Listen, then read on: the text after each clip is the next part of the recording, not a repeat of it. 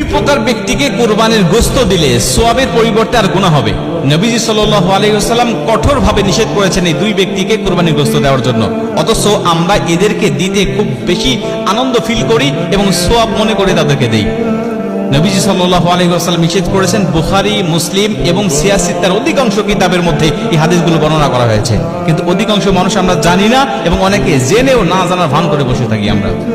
হযরত আলী রাদিয়াল্লাহু তাআলা আনহু বলেন, নবীজি সাল্লাল্লাহু আলাইহি ওয়াসাল্লাম বলেন, তোমরা প্রথম নম্বরে কোনো কসাইকে মজুরি হিসাবে গোশত দিবে না। কসাইকে মজুরি হিসাবে গোশত দিলে আপনার সওয়াব তো হবেই না এবং গুনাহ হবে এবং কুরবানি বাতিল হয়ে যাওয়ার সম্ভাবনা আছে। কেন? কারণ আপনি কসাইকে নিযুক্ত করেছেন, আপনি অবশ্যই কসাইকে পারিশ্রমিক দিবেন, তবে গোশত নয়। আপনি যেই পশুটা কুরবানি দিয়েছেন এই পশু থেকে আপনি মজুরি হিসাবে সেই কসাইকে দিবেন, এটা নবীজি সাল্লাল্লাহু আলাইহি ওয়াসাল্লাম কঠোরভাবে নিষেধ করেছেন।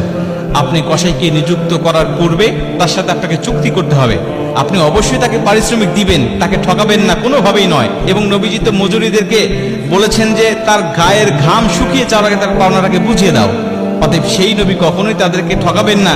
নবীজি সাল্লাল্লাহু আলাইহি ওয়াসাল্লাম বলছেন, অবশ্যই তাদেরকে মজুরি দিতে হবে, পারিশ্রমিক দিতে হবে, কিন্তু এই কুরবানির পশু থেকে নয়, দিতে হবে তোমার ইনকামের মধ্য থেকে, তোমার সম্পদের মধ্য থেকে।